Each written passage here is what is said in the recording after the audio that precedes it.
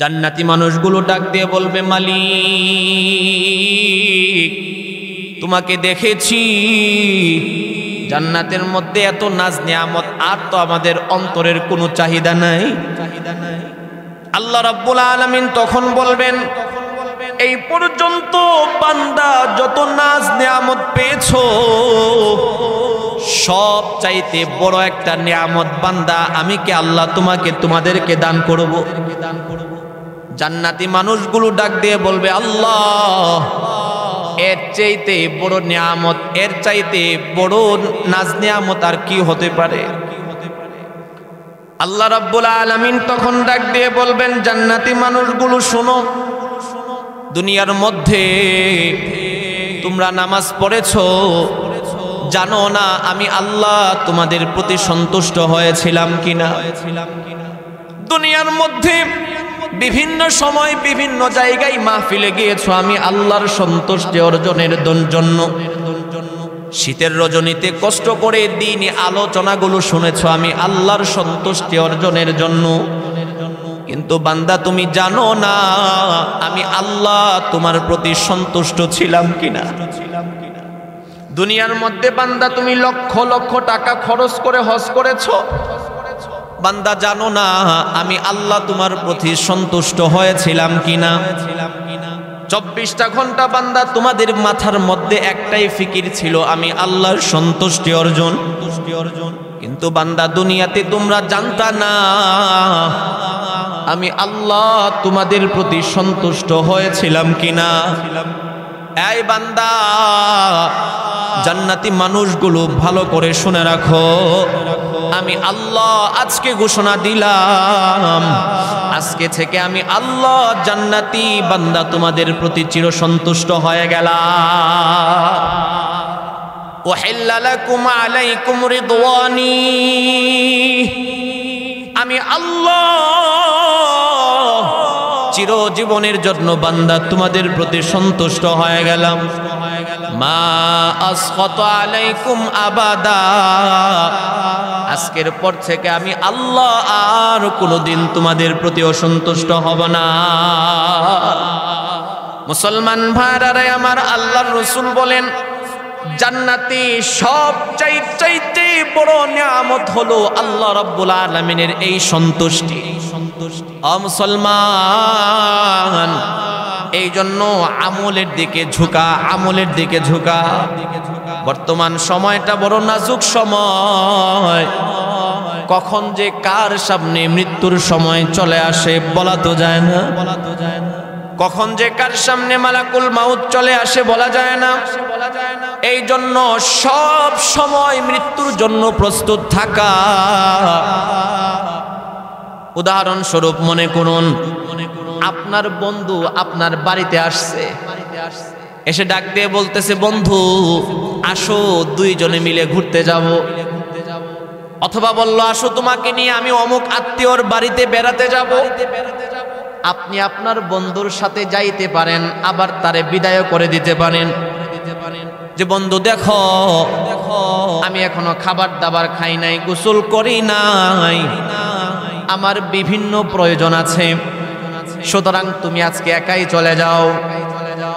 আপনার বন্ধু আপনার বাড়িতে আসলো, আপনি চাইলে তার সাথে যাইতে পারেন, আবার আপনি যদি চান তাহলে আপনি তারে বিদায় করে দিতে পারেন। মুসলমান একটু দিলের কান্দি, দুনিয়ার কোনো আগুনের মধ্যে পড়ে যায়, মুহূর্তের ভিতরেই ওই মানুষটা জ্ঞান হারিয়ে ফেলে।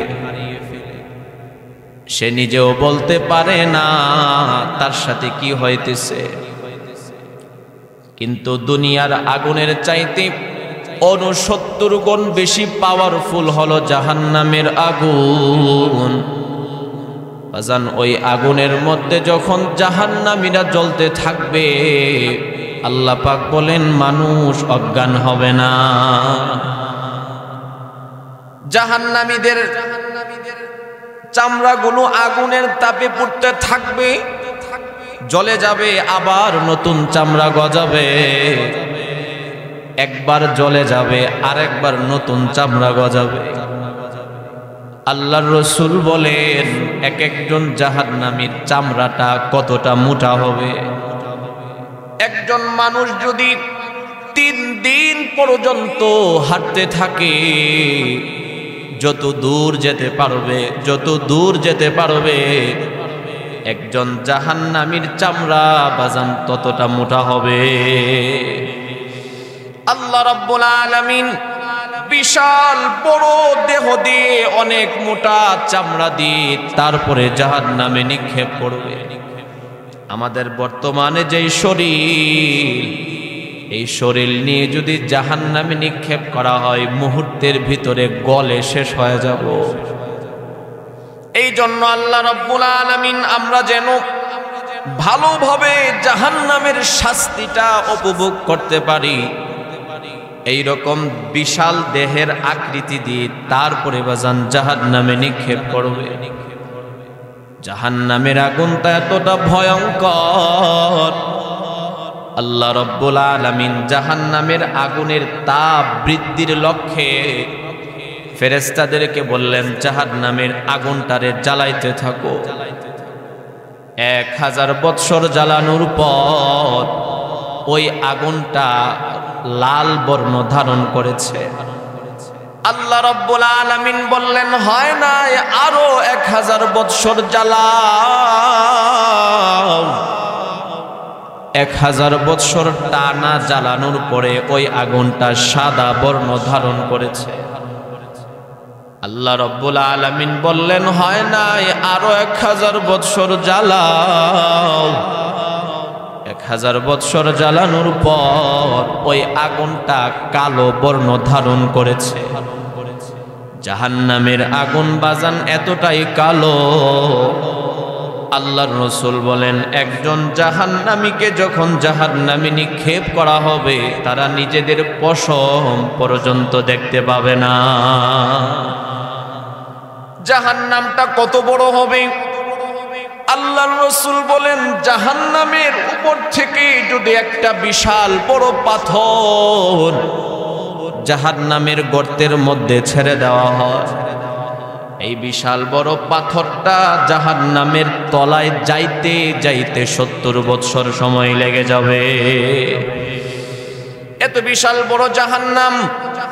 আল্লাহ রাব্বুল আলামিন বলেন লা আমলা আন্না জাহান্নামা মিনাল জিন্নাতি ওয়ান নাসি আজমাইন। আল্লাহ রাব্বুল আলামিন বলেন আমি আল্লাহ ওই বিশাল বড় জাহান্নামটারে মানুষ এবং দানবের দ্বারা পরিপূর্ণ করে ফেলব। জাহান্নামের ভিতরে খুব ভিড় থাকবে, এই নয় যে খোলামেলা ভাবে এক একজনকে শাস্তি দেওয়া হবে।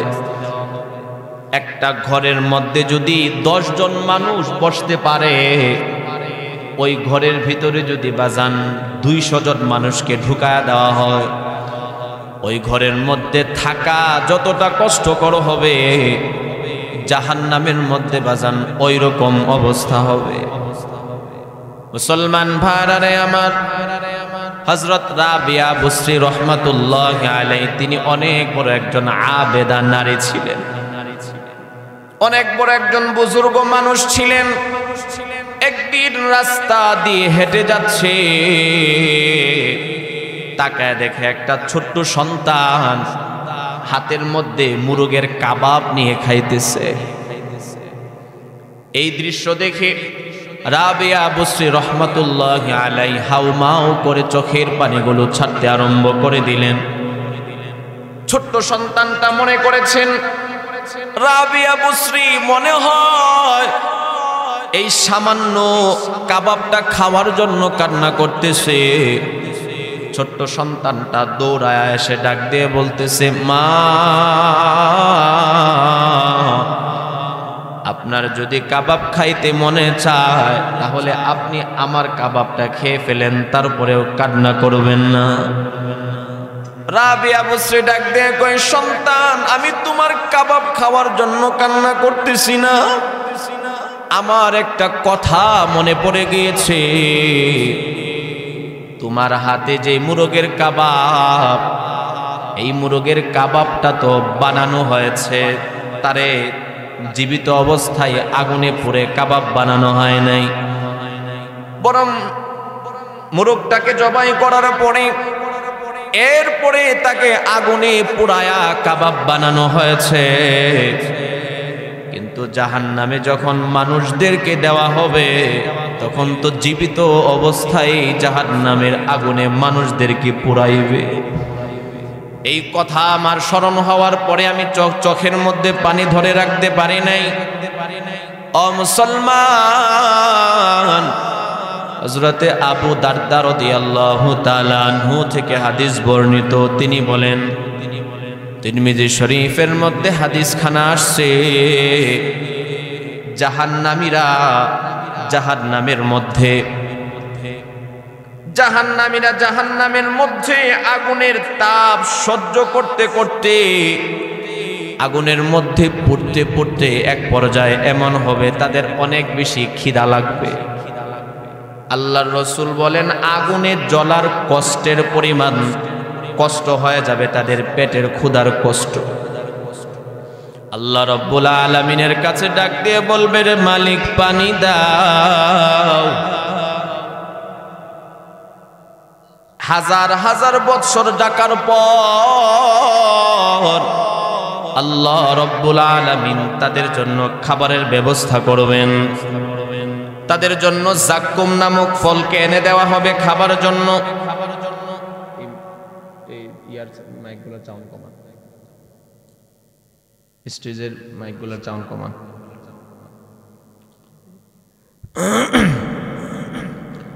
মুসলমান ভাইরা আমার, তাদেরকে দেওয়া হবে জাক্কুম নামক ফলকে এনে দেওয়া হবে খাবার জন্য। এই জাক্কুম ফলটা এতটাই তিতা, জাক্কুম ফলের এক ফোঁটা রস যদি জমিনের মধ্যে ছেড়ে দেওয়া হয়, আল্লাহর রাসূল বলেন জমিনের পুরা সব কিছু তিতা হয়ে যাইবে।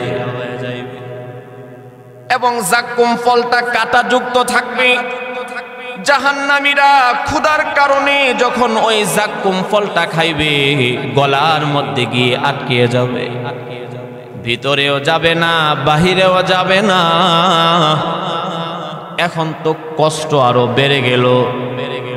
এক হলো আগুনে জ্বলার কষ্ট, দ্বিতীয় হলো ক্ষুধার কষ্ট, এখন তৃতীয় আরেকটা কষ্ট যুক্ত হয়েছে, গলার মধ্যে কাঁটাযুক্ত ফল। জাহান্নামীরা তখন চিন্তা করবে, দুনিয়ার মধ্যে যখন পানি খাইতাম গলার মধ্যে কোনো কিছু আটকায়া থাকলে পানির মাধ্যমে এগুলো চলে যাইত। আল্লাহ রাব্বুল আলামিনকে ডাক দিয়ে বলবেন, রে মালিক পানি দাও। হাজার হাজার বৎসর ডাকার পর তাদের জন্য পানির ব্যবস্থা করা হবে। পানিটা কেমন হবে আল্লাহ রাব্বুল আলামিন সেটাও পবিত্র কোরআনের মধ্যে বলেছেন। আল্লাহ রাব্বুল আলামিন ডাক দিয়ে বলেন, ইউগাসু বিমাইন কালমুহল। মুহলুন হলো ফুটন্ত গরম পানি। জাহান্নামীদের সামনে যখন ফুটন্ত গরম পানি তাদের সামনে আনা হবে, আল্লাহর রাসূল বলেন পানিটা খাওয়ার মাত্র পানিটা খাইবে, খাইতে যখন তারা আগাবে পানির তাপের কারণে জাহান্নামীদের মুখের চামড়াগুলো গলে গলে পানির মধ্যে পড়তে থাকবে।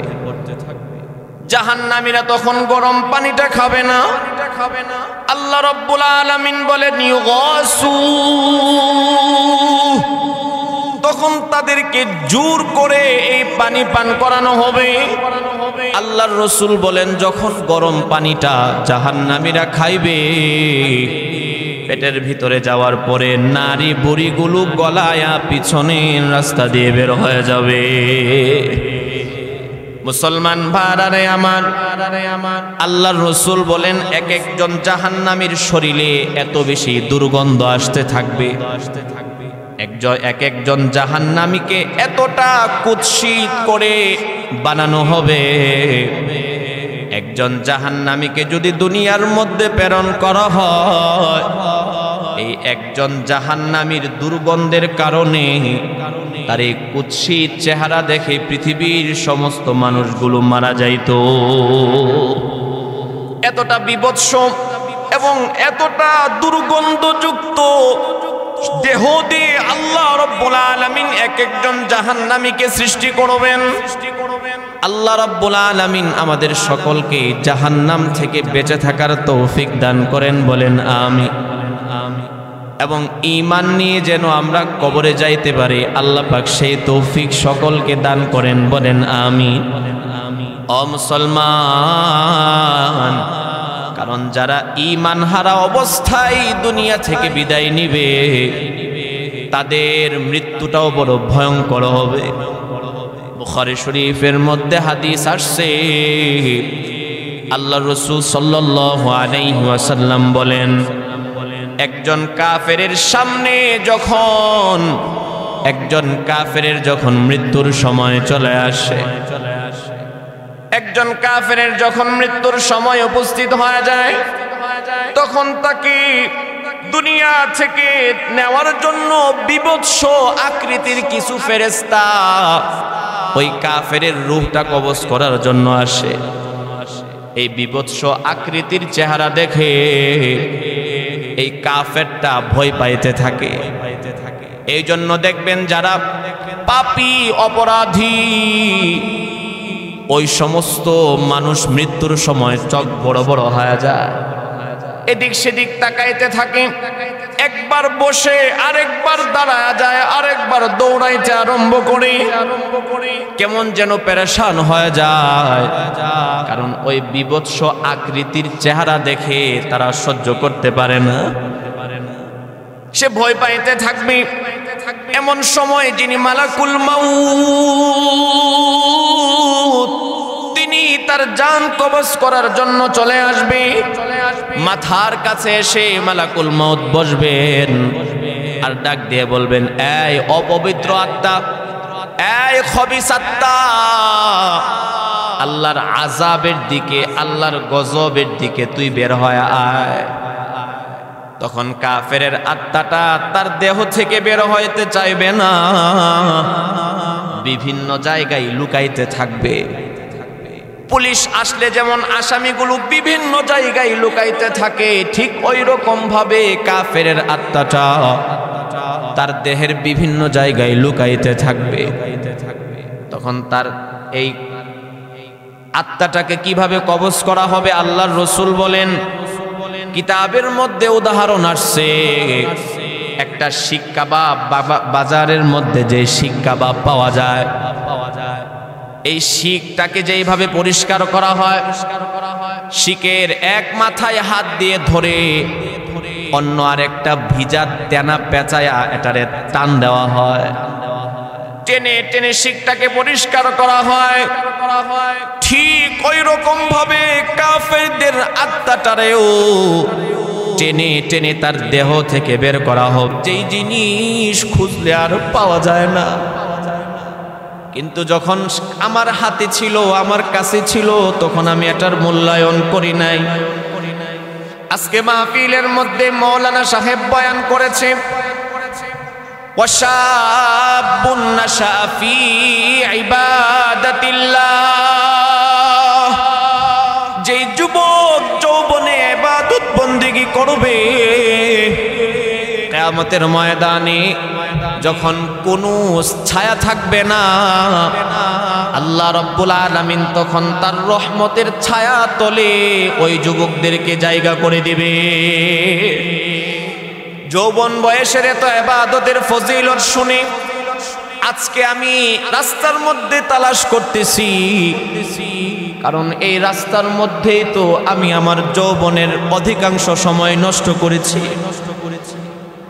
বন্ধুদের সাথে গল্প স্বল্প, হাসি তামাশা, বিনোদনের মাধ্যমে এই রাস্তার মধ্যে আমি আমার যৌবনের অধিকাংশ সময়গুলো নষ্ট করেছি।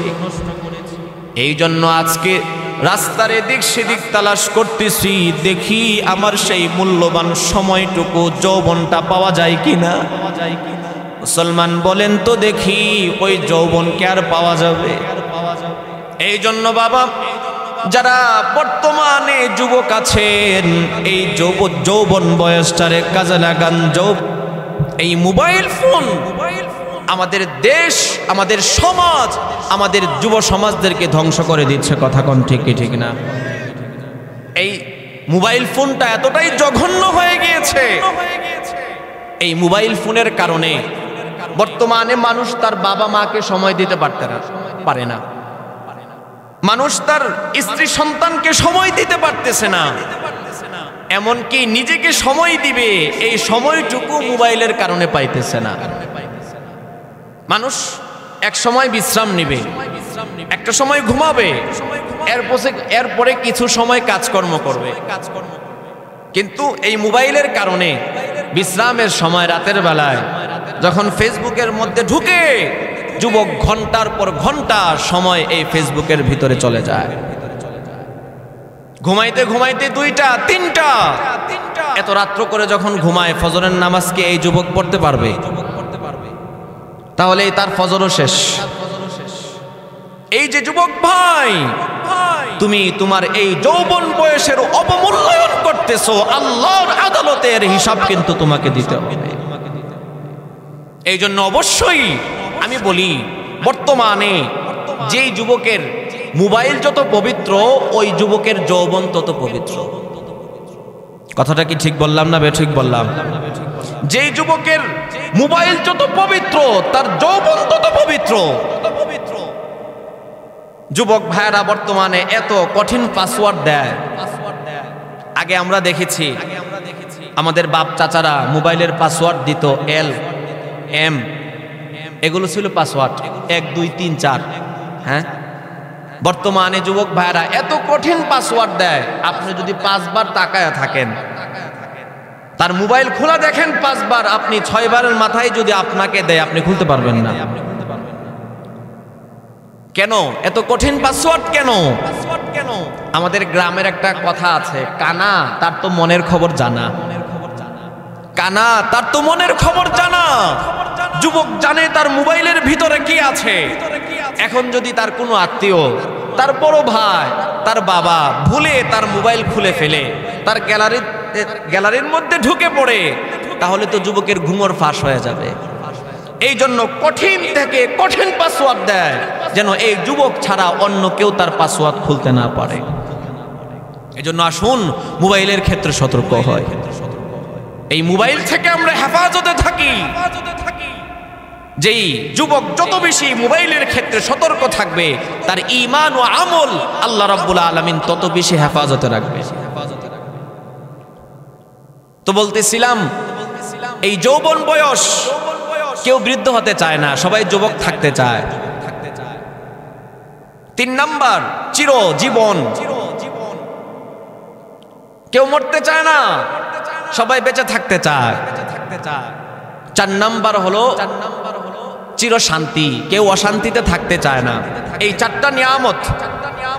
1 নাম্বার হলো চির সুস্থতা, 2 নাম্বার হলো চির যৌবন, 3 নাম্বার হলো চির শান্তি, 4 নাম্বার হলো চিরজীবন। এই 4টা নিয়ামত আল্লাহ রাব্বুল আলামিন বলেন, বান্দা তুমি দুনিয়াতে চেয়েছো, আমি আল্লাহ দেই নাই, জান্নাতে আল্লাহ রাব্বুল আলামিন এই 4টা নিয়ামত দান করে দিবে। মুসলমান ভাইরা আমার, এই যে আল্লাহ রাব্বুল আলামিন 4টা নিয়ামত দিবেন, জান্নাতের ভিতরে যাওয়ার পরে কোনো মানুষ অসুস্থ হবে না।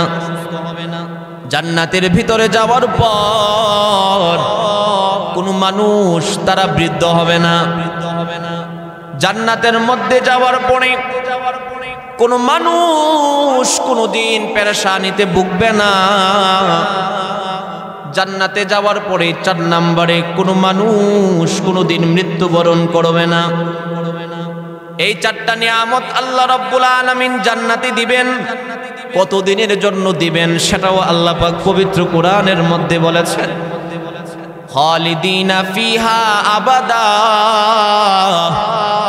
এই 4টা নিয়ামত আল্লাহ রাব্বুল আলামিন সারা জীবনের জন্য দিয়া দিবে। মুসলমান ভাইরা আমার, বুখারী শরীফের মধ্যে হাদিস আসছে, আল্লাহর রাসূল সাল্লাল্লাহু আলাইহি ওয়াসাল্লাম বলেন, জান্নাতের মধ্যে আল্লাহ রাব্বুল আলামিন একদিন জান্নাতীদেরকে ডাক দিয়ে বলবেন, এই জান্নাতি মানুষগুলো শোনো, তোমাদের মনের কি আর কোনো চাওয়া চাহিদা আছে? জান্নাতি মানুষগুলো ডাক দিয়ে বলবে, মালিক তোমাকে দেখেছি জান্নাতের মধ্যে এত নাজ নিয়ামত, আর তো আমাদের অন্তরের কোনো চাহিদা নাই। আল্লাহ রাব্বুল আলামিন তখন বলবেন, এই পর্যন্ত বান্দা যত নাজ নিয়ামত পেয়েছো, সব চাইতে বড় একটা নিয়ামত বান্দা আমি কে আল্লাহ তোমাদেরকে দান করব। জান্নাতি মানুষগুলো ডাক দিয়ে বলবে, আল্লাহ এর চাইতে বড় নিয়ামত, এর চাইতে বড় নাজ নিয়ামত আর কি হতে পারে? আল্লাহ রাব্বুল আলামিন তখন ডাক দিয়ে বলবেন, জান্নাতি মানুষগুলো শোনো, দুনিয়ার মধ্যে তোমরা নামাজ পড়েছো, জানো না আমি আল্লাহ তোমাদের প্রতি সন্তুষ্ট হয়েছিলাম কিনা? দুনিয়ার মধ্যে বিভিন্ন সময় বিভিন্ন জায়গায় মাহফিলে গিয়েছো, আমি আল্লাহর সন্তুষ্টি অর্জনের জন্য শীতের রজনীতে কষ্ট করে দিনই আলোচনাগুলো শুনেছো, আমি আল্লাহর সন্তুষ্টি অর্জনের জন্য। কিন্তু বান্দা তুমি জানো না আমি আল্লাহ তোমার প্রতি সন্তুষ্ট ছিলাম কিনা? দুনিয়ার মধ্যে বান্দা তুমি লক্ষ লক্ষ টাকা খরচ করে হজ করেছো, বান্দা জানো না আমি আল্লাহ তোমার প্রতি সন্তুষ্ট হয়েছিলাম কিনা? 24টা ঘন্টা বান্দা তোমাদের মাথার মধ্যে একটাই ফিকির ছিল, আমি আল্লাহর সন্তুষ্টি অর্জন। কিন্তু বান্দা দুনিয়াতে তোমরা জানতা না আমি আল্লাহ তোমাদের প্রতি সন্তুষ্ট হয়েছিলাম কিনা। এই বান্দা, জান্নাতি মানুষগুলো ভালো করে শুনে রাখো, আমি আল্লাহ আজকে ঘোষণা দিলাম, আজকে থেকে আমি আল্লাহ জান্নাতি বান্দা তোমাদের প্রতি চিরসন্তুষ্ট হয়ে গেলাম। ওয়াহিল্লা লাকুম আলাইকুম রিদওয়ানি, আমি আল্লাহ চিরজীবনের জন্য বান্দা তোমাদের প্রতি সন্তুষ্ট হয়ে গেলাম। মা আসখাতু আলাইকুম আবাদা, আজকের পর থেকে আমি আল্লাহ আর কোনোদিন তোমাদের প্রতি অসন্তুষ্ট হব না। মুসলমান ভাইরা আমার, আল্লাহর রাসূল বলেন, জান্নাতি সব চাইতে বড় নিয়ামত হলো আল্লাহ রাব্বুল আলামিনের এই সন্তুষ্টি। মুসলমান, এই জন্য আমলের দিকে ঝুঁকা। বর্তমান সময়টা বড় নাজুক সময়, কখন যে কার সামনে মৃত্যুর সময় চলে আসে বলা তো যায় না। কখন যে কার সামনে মালাকুল মাউত চলে আসে বলা যায় না। এই জন্য সব সময় মৃত্যুর জন্য প্রস্তুত থাকা। উদাহরণস্বরূপ মনে করুন, আপনার বন্ধু আপনার বাড়িতে আসছে, এসে ডাক দিয়ে বলতেছে, বন্ধু আসো দুইজনে মিলে ঘুরতে যাব। অথবা বলল, আসো তোমাকে নিয়ে আমি অমুক আত্মীয়র বাড়িতে বেড়াতে যাব। আপনি আপনার বন্ধুর সাথে যাইতে পারেন, আবার তারে বিদায় করে দিতে পারেন যে বন্ধু দেখো আমি এখনো খাবার দাবার খাই নাই, গোসল করি নাই, আমার বিভিন্ন প্রয়োজন আছে, সুতরাং তুমি আজকে একাই চলে যাও। আপনার বন্ধু আপনার বাড়িতে আসলো, আপনি চাইলে তার সাথে যাইতে পারেন, আবার আপনি যদি চান তাহলে আপনি তারে বিদায় করে দিতে পারেন। মুসলমান, একটু দিলের কান দ্বারা শুনবেন, আবার আপনার বাসার মধ্যে যদি আপনাকে নেওয়ার জন্য মালাকুল মাউত আজরাইল চলে আসে, আর কিন্তু তারে ফিরায় দেওয়া যাবে না। আল্লাহ পাক পবিত্র কোরআনের মধ্যে বলেন, ইদা জাআ আজালুহুম লা ইস্তাখিরুনা সাআতাও ওয়া লা ইস্তাকদিমুন। আল্লাহ রাব্বুল আলামিন ডাক দিয়ে বলেন, বান্দা তোমাদের নির্ধারিত টাইম যখন চলে আসবে, মৃত্যুর সময় যখন চলে আসবে, না এক সেকেন্ড আগে না এক সেকেন্ড পরে বান্দা যথা সময় তোমার দুনিয়া থেকে বিদায় নিয়ে যেতে হবে। এই জন্য প্রত্যেকটা গুনাহ করার সময় চিন্তা করা, এই গুনাহ করা অবস্থায় যদি আমার সামনে মালাকুল মাউত আজরাইল চলে আসে, আমার উপায় কি হবে?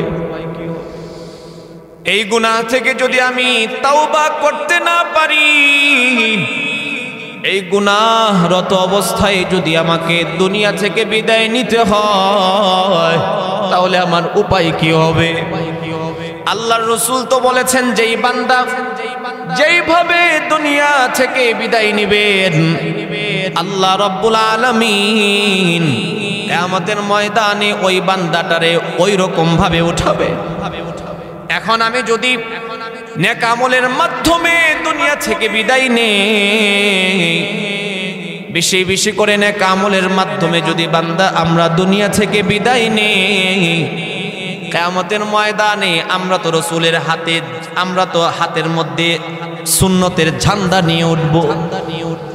আর যদি এখন থেকে আমরা যদি নাফরমানি অবস্থায় দুনিয়া থেকে বিদায় নেই, মৃত্যুর পর আমাদের তো কোনো উপায় থাকবে না। এই জন্য আল্লাহ পাক বলেন, ইয়াউমা লা ইয়ানফাউ মালু ওয়ালা বানুন ইল্লা মান আতাল্লাহা বিকলবিন সালিম। আল্লাহ রাব্বুল আলামিন ডাক দিয়ে বলেন, বান্দা কিয়ামতের ময়দানে তোমাদের ধন সম্পদ কোনো কাজে আসবে না, তোমাদের সন্তান সন্ততি কোনো কাজে আসবে না, ইল্লা মান আতাল্লাহা বিকলবিন সালিম, কেবলমাত্র একটা পরিশুদ্ধ আত্মা, গুনাহমুক্ত আত্মা নিয়ে যারা আসতে পারবা, তারাই আমি আল্লাহর আদালতে মুক্তি পাইবা। এই জন্য আল্লাহর রাসূল বলেন, ইন্নামা ইয়াখশাল্লাহ কাআন্নাকা তারা। এই বান্দা, তুমি এমন ভাবে আল্লাহরে ভয় করো কেমন যেন আল্লাহ রাব্বুল আলামিন তোমার দিকে তাকায় আছে। দুনিয়ার মধ্যে যদি একজন চোর, তার সামনে পুলিশ থাকে, সে তো পুলিশের সামনে চুরি করতে পারবে না, ভয় পাইতে থাকবে। একজন চোর যদি পুলিশের সামনে চুরি করতে ভয় পায়, যেই বান্দার অন্তরে এই চিন্তা চলে আসবে, আমার মালিক তো আমার দিকে তাকায় আছে, আমার মালিক তো আমার সাথে আছেন, আমার মালিক তো আমাকে পর্যবেক্ষণ করতেছে, ওই বান্দার দ্বারা তো কশিন কালেও গুনাহ করা সম্ভব না। কথা কোন ঠিক ঠিক না? এই জন্য আসুন আমরা এখন থেকেই মৃত্যুর প্রস্তুতি নেই। মালাকুল মাউত আজরাইল যখন সামনে চলে আসবে, তখন এসে যেন তিনি দেখেন আমরা মৃত্যুর প্রস্তুতি নিয়ে বসে আছি। এমন নিয়ত করতে পারি না ইনশাআল্লাহ? এখন থেকে প্রস্তুতি নেন। বিশেষ করে রমজান মাস চলে আসছে, 1-2 দিন পরে রমজান মাস একেবারে নিকটে। আমরা এখন থেকে নিয়ত করি ভালো হয়ে যাব। প্রয়োজনে একটা খাতা কলম নিয়ে লিখবো যে আমরা রমজান মাসটা কোন কোন আমলের মাধ্যমে কাটাবো। আমাদের অবস্থা তো এমন হয়ে গিয়েছে, রমজান মাসের শেষের দিকে আমাদের কাজকর্ম বেড়ে যায়, রমজান মাসের শেষের দিকে আমাদের কাজকর্ম বেড়ে যায়, অথচ আল্লাহর রাসূল সহ সমস্ত সাহাবায়ে কেরামরা রমজানের শেষের দিকে, হাদিসের মধ্যে আসছে, সাদ্দামা ইজারুহু, কোমর বেঁধে তারা আমলের মধ্যে লেগে যাইতেন। কিন্তু আমাদের ব্যস্ততা তখন আরো বেড়ে যায়। এই জন্য এখন থেকে আমরা প্রস্তুত নিতে হবে, এখন থেকে আমরা নিয়ত করতে হবে যে রমজানে আমি দৈনন্দিন তাহাজ্জুদের আমলটা করব ইনশাআল্লাহ। প্রত্যেক দিন আমি আওয়াবিন ইশরাক চাষতের নামাজ ছাড়বো না। আমি রমজানে কমপক্ষে 1 খতম কোরআন খতমে তারাবিতে শুনবো ইনশাআল্লাহ।